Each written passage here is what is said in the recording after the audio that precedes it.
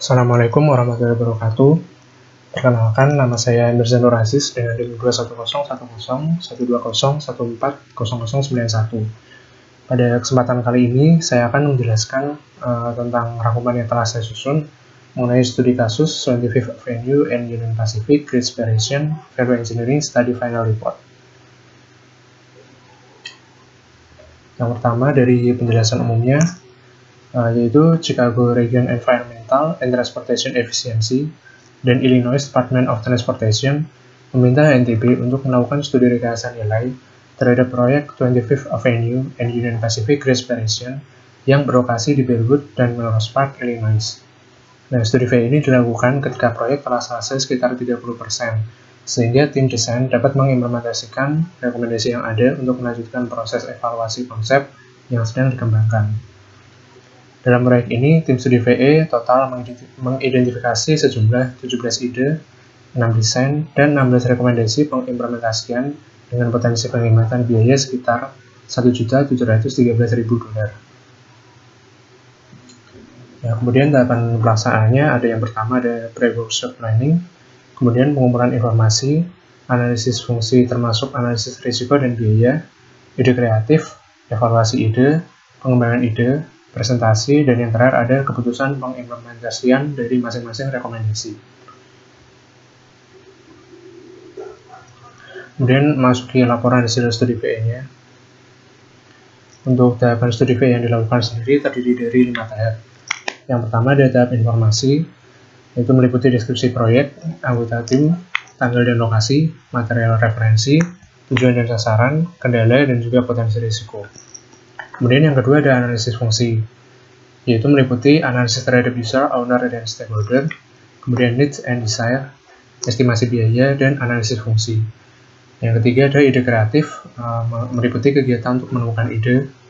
Yang keempat ada evaluasi, meliputi pengevaluasian ide yang telah ditemukan. Dan yang terakhir ada tahap pengembangan, yaitu tahap di mana mengembangkan rekomendasi dari ide-ide yang telah dievaluasi sebelumnya. Masuk ke tahap yang pertama, tahap informasi. Yang pertama ada deskripsi proyek.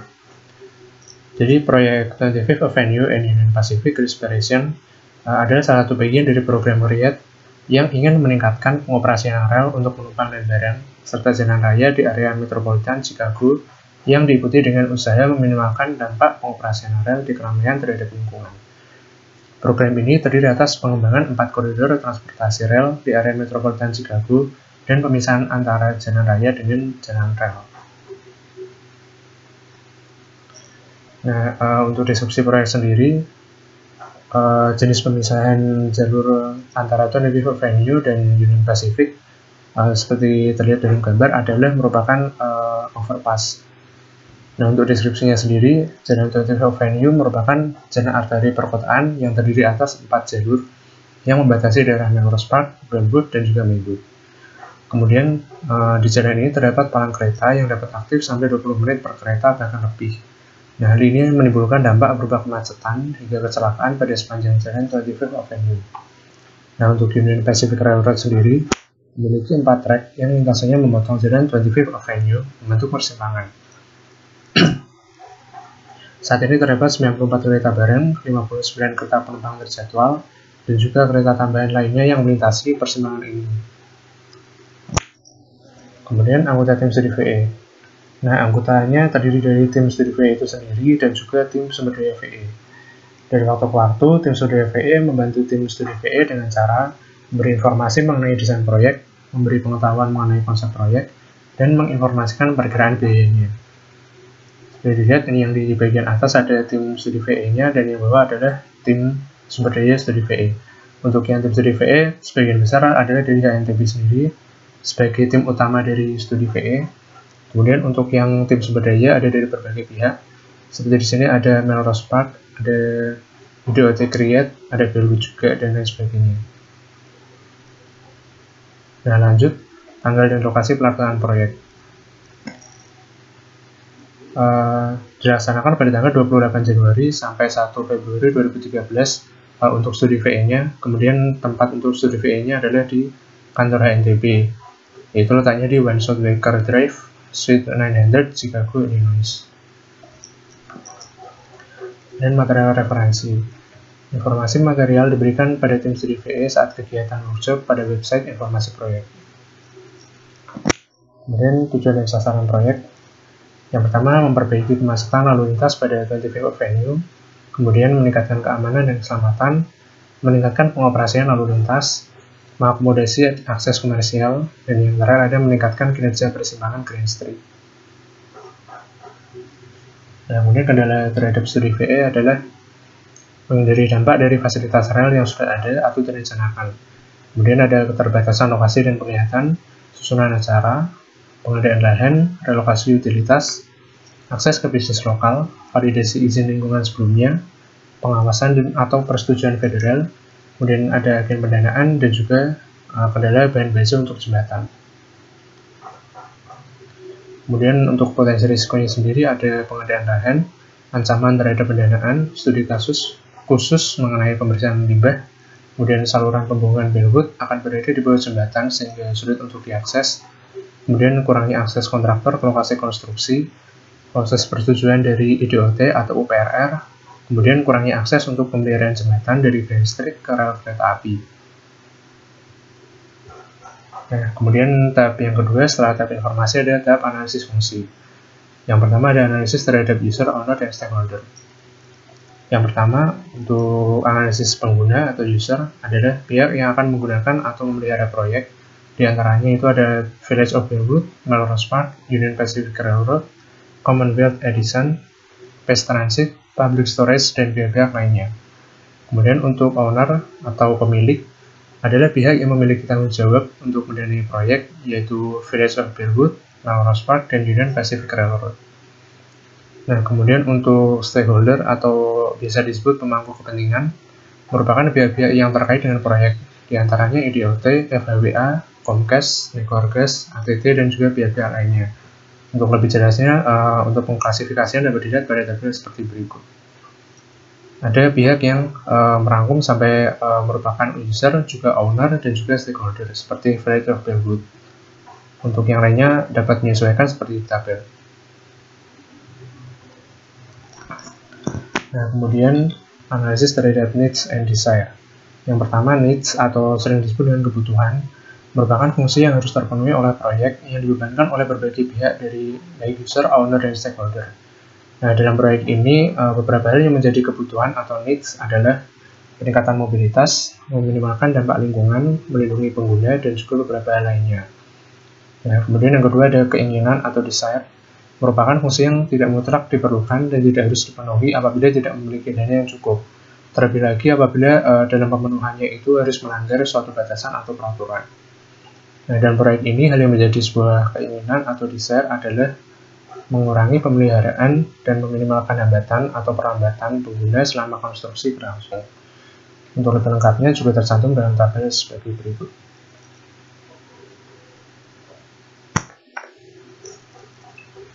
Nah, kemudian untuk estimasi dan analisis biaya.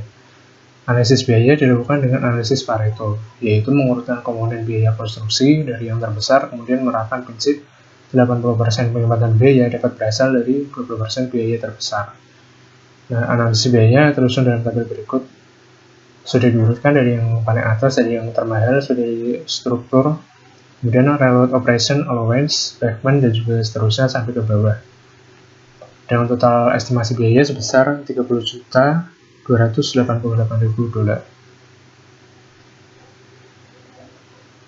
Kemudian analisis fungsi sendiri. Secara umum, tim studi VE menganalisis fungsi dari setiap komponen proyek dengan menggunakan 5 pertanyaan dasar. Nah, pertanyaan tersebut meliputi apa, kemudian apa fungsinya, berapa biayanya, apa saja alternatifnya, dan berapa biaya alternatifnya. Nah, untuk analisis fungsi dari setiap komponen dan subkomponen juga disusun dalam tabel yang menguraikan komponen tersebut ke dalam kata kerja, kata benda, dan juga klasifikasinya. Seperti contohnya di sini ada komponen drainase, itu subkomponennya merupakan closed drainage system dan open drainage system. Untuk seperti contoh di sini untuk closed drainage system ada kata kerjanya adalah drain atau mengalirkan, kemudian kata bendanya adalah water atau air. Kemudian klasifikasinya merupakan fungsi dasar. Kemudian di sini ada juga untuk support pavement, support load, distribute load, provide working platform merupakan fungsi yang secondary atau fungsi turunan. Kemudian tahap ide kreatif. Dalam tahap ide kreatif ini dilakukan kegiatan untuk menemukan berbagai ide yang dapat digunakan untuk diterapkan dalam proyek. Ide-ide yang ditemukan ini meliputi dari berbagai bidang atau berbagai konsep. Ada lingkungan hidup, hak jalan, desain, project delivery, dan kontrak. Yang pertama di topik lingkungan hidup ada INV1, yaitu meninjau akses untuk Koji O'Brien dan Combine Metal sebagai perhitungan untuk kebutuhan revaluasi NEPA atau National Environmental Policy Act. Kemudian pada topik jalan ada ROW1 dan ROW2. Di ROW1 ini adalah mengembangkan jadwal untuk akuisisi atau pengadaan tanah. Kemudian ROW2 adalah mengembangkan rencana percepatan proses pengadaan tanah. Kemudian pada desain ada ADS1, merupakan ide yang berisi trotoar harus memenuhi persyaratan desain PLRAD. Kemudian pada project delivery ada sketch 1, 2, dan 3. Untuk rinciannya pada sketch 1 yaitu mengembangkan jadwal pengumpulan atau tinjauan untuk tim. Pada sketch 2 yaitu mengembangkan jadwal yang lebih detail mulai dari pengerjaan awal konstruksi. Untuk sketch 3 adalah mengembangkan pendekatan tim untuk mengurangi jumlah pengulangan tinjauan rencana dan juga durasi. Kemudian pada kontrak ada sketch 4 yaitu menyelidiki kontrak konstruksi dan pengadaan penawaran. Nah, kemudian ada juga untuk struktural, di sini ada STR1, 2, dengan STR3A, 3B, 3C, dan 3D, STR4, dan STR5. STR1 adalah melakukan tinjauan sesama konsultan untuk rencana desain struktural. Kemudian STR2 adalah mengevaluasi ulang kedalaman balok pada bidang utama. Untuk STR3A adalah mengevaluasi ulang. Untuk 3A adalah lokasi abutmen selatan. Untuk yang 3B semi-integral abutmen, 3C poros yang libur untuk substruktur. Dan 3D adalah memperpanjang struktur untuk menghindari adanya relokasi utilitas. Kemudian STR4 adalah mengevaluasi ulang desain dinding penahan meliputi tipe dan lokasinya. Dan STR5 yaitu mendapatkan jalur pemeliharaan jembatan sepanjang 15 kaki di sebelah barat struktur. Kemudian untuk di drainase ada STM1 yaitu meninjau desain drainase dan penahan air hujan. Untuk lalu lintas sendiri ada ide trap 1 dan trap 2. Untuk trap 1 yaitu meninjau penggunaan jalan utama dan pertimbangan untuk akses publik. Untuk trap 2 adalah meninjau jalan memutar yang diusulkan melalui North Avenue. Nah, kemudian ada yang terakhir adalah utilitas. Di utilitas sendiri ada ide UTIL1, yaitu mengembangkan aplikasi yang spesifik untuk mempercepat relokasi utilitas. Nah, kemudian selanjutnya ada tahap evaluasi. Dari ide-ide yang telah ditemukan, dilakukan evaluasi melalui perankingan, yaitu diberi poin 1-5 untuk masing-masing dari kinerja dan juga untuk biayanya. Kemudian dari kedua aspek tersebut dijumlahkan. Untuk ide yang mendapat total poin 5 atau kurang akan tereliminasi. Kemudian untuk poin 6 bisa terpilih atau dapat tereliminasi, dan poin yang 7 akan terpilih untuk dikembangkan lebih lanjut. Nah, dalam fase ini terdapat kasus di mana tim studi VE mengalami kekurangan informasi saat mengevaluasi beberapa ide, tetapi ide tersebut dinilai masih layak untuk dikembangkan. Oleh karena itu, beberapa ide tersebut akan digunakan sebagai saran desain yang nantinya akan ditinjau oleh tim desain. Nah, kemudian dalam mengevaluasi ide, tim studi VE juga mempertimbangkan beberapa kriteria sebagai berikut. Yang pertama ada potensi penghematan biaya yang berlaku dari awal konstruksi sampai waktu yang akan datang atau life cycle-nya. Kemudian meningkatkan operasional dan mempertahankan mobilitas. Kemudian tidak melanggar batasan yang sudah valid, memenuhi kebutuhan dan memuaskan keinginan dari pengguna atau user, pemilik, dan juga pemangku kepentingan. Dan ada aspek keselamatan termasuk keamanan area kerja, kelayakan dan kemudahan konstruksi, kemungkinan untuk diimplementasikan, kemampuan untuk menepati jadwal, baik untuk desain maupun konstruksi, kemudian pertimbangan dan pengalaman teknis, dan yang terakhir ada kinerja diperhitungkan dengan jelas, serta keuntungan dan kerugiannya dapat dijelaskan dengan baik. Nah, secara keseluruhan, evaluasi idenya dapat tersusun sebagai berikut. Kemudian untuk ide-idenya ini dianalisa melalui keuntungannya, kerugiannya, kemudian poin-poinnya disertakan, Dan yang terakhir untuk keputusannya adalah ini dijelaskan apakah dikembangkan atau tidak.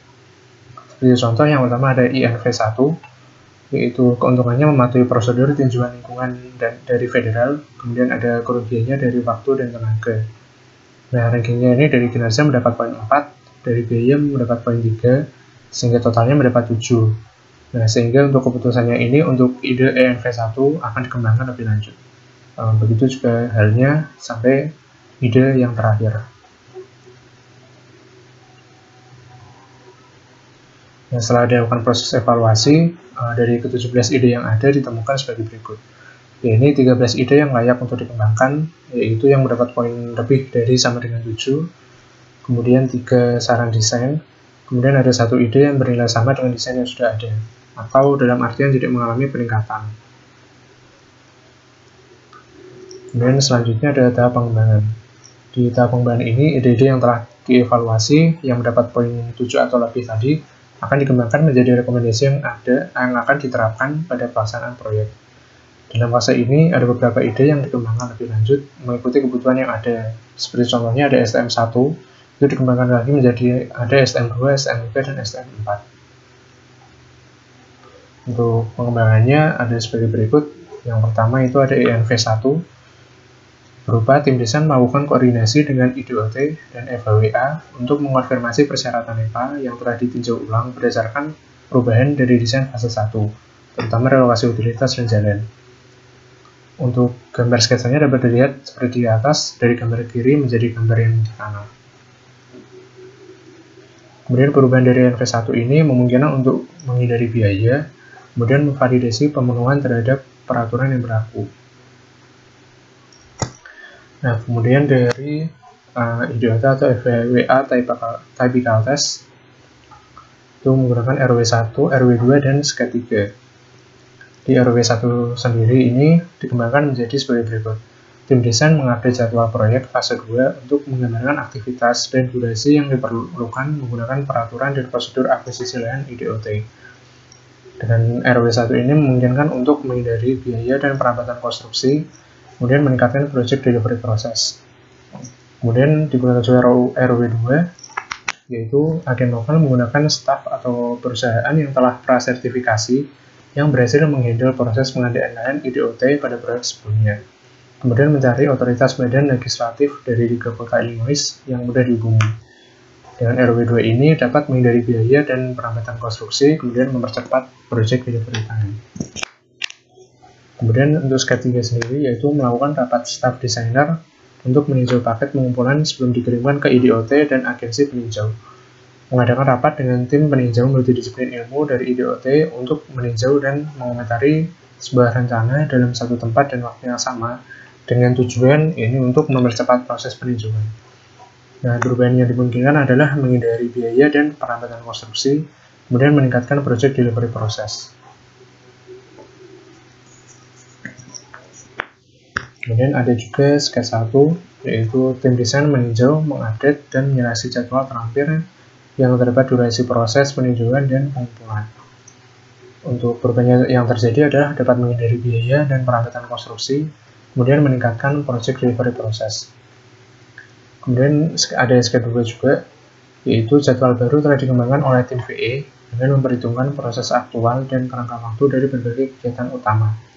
Tujuannya untuk memberikan jadwal yang realistis bagi tim desain dan menguraikan jalur kritis, sehingga sumber daya dapat dimanfaatkan pada aktivitas yang paling berpengaruh dalam proyek.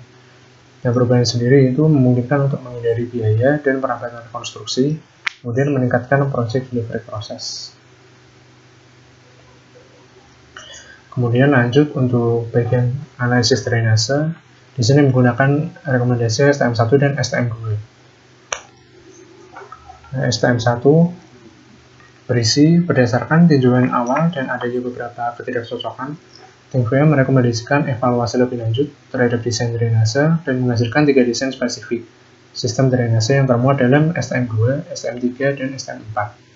Perubahan yang terjadi adalah menghindari biaya, kemudian mengoptimalkan dan memvalidasi desain. Kemudian STM2 mengevaluasi ulang perhitungan air hujan untuk menentukan kebutuhan volume penyimpanan yang lebih aktual. Merancang sistem pengangkutan awal sesuai LDS bab 12 untuk menentukan apakah struktur penahan besar yang diusulkan tersebut diperlukan atau tidak. Kemudian direkomendasikan juga kepada tim pelaksana proyek untuk menyelidiki kejadian banjir yang ada di luar area proyek yang dapat berpengaruh pada pembuatan selokan yang terlalu kecil. Kemudian yang terakhir ada pembaruan profil jalan raya, kemudian pipa-pipa yang ada dalam area proyek. Perubahannya dapat menghindari biaya dan juga mengoptimalkan dan memvalidasi desain. Kemudian untuk masih analisis drainase ada STM3, yaitu menghilangkan culvert box berukuran besar yang tidak diperlukan berdasarkan perhitungan yang ada. Nah, namun apabila diperlukan, berdasarkan evaluasi yang telah diperbarui pada STM2, tim VE juga mendukung usulan untuk dapat merelokasi fasilitas penahan air hujan ke area lain yang telah diakuisisi sebagai gantinya. Nah, dengan STM3 ini memungkinkan untuk penghematan biaya sebesar $1.232.000. Nah, kemudian mengoptimalkan dan memvalidasi desain. Kemudian juga ada STM4. Nah, di STM4 ini mengevaluasi ulang kebutuhan special restrictor manhole karena strukturnya yang sangat besar, sudah dipasang dan beberapa harganya lebih mahal dari standar manhole tipe A. Kemudian perubahannya yang dapat terjadi dari STM4 ini dapat menghemat biaya sebesar $24.000, kemudian juga mengoptimalkan dan memvalidasi desain. Kemudian untuk analisis struktur digunakan rekomendasi STA2, yaitu menggunakan steel plate girder dengan kedalaman 40 inci daripada menggunakan yang ukuran 48 inci. Karena dapat menghemat biaya dengan kinerja yang dihasilkan juga sama. Untuk perubahannya adalah menghemat biaya sebesar $186.000. Untuk sketsanya dapat dilihat seperti pada gambar. Kemudian juga digunakan rekomendasi 3A, yaitu merelokasi abutmen sisi selatan ke arah utara sejauh 10 kaki dan pier sisi selatan atau pier 1 ke arah utara sejauh 5 kaki. Nah, ini akan menghasilkan 4 bintang, yaitu 100, 110, 100, 100. Nah, perubahannya itu dapat menghemat biaya sebesar $271.000.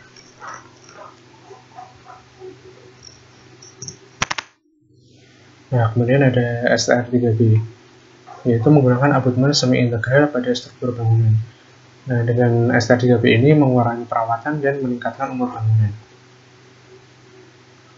Kemudian ada rekomendasi 3C, yaitu menggunakan drill shaft foundation, bukan tiang pancang atau pile. Nah, ini gunanya untuk menghindari biaya lebih yang ditimbulkan dari kerusakan bangunan di sekitar proyek akibat pemasangan tiang pancang tersebut. Nah, perubahan yang terjadi ini dengan rekomendasi STR3C dapat menghindari potensi biaya, kemudian mengoptimalkan dan memvalidasi desain, dan yang terakhir meningkatkan project delivery proses.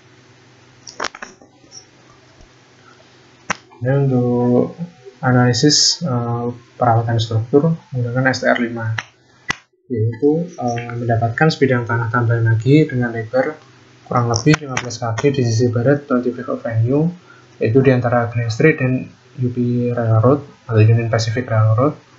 Kemudian area ini diperlukan untuk menyediakan akses dari selatan untuk merawat struktur jembatan yang telah direncanakan. Nah, dengan rekomendasi ini dapat menghindari potensi biaya nantinya, kemudian juga memungkinkan untuk pembangunan jembatan dan perawatan untuk jangka panjang. Nah, untuk structure maintenance analysis with detail accommodation, di sini ada menggunakan rekomendasi UTIL 1, yaitu memperhitungkan bila Comet memutus aliran listrik selama konstruksi berlangsung atau dapat merelokasi aliran untuk sementara, menggunakan hak pemeliharaan jembatan untuk mendapat utilitas secara permanen maupun sementara. Nah, perubahan dari UTIL 1 ini dapat menghindari biaya dan perlambatan konstruksi. Kemudian dapat juga mempercepat project delivery time.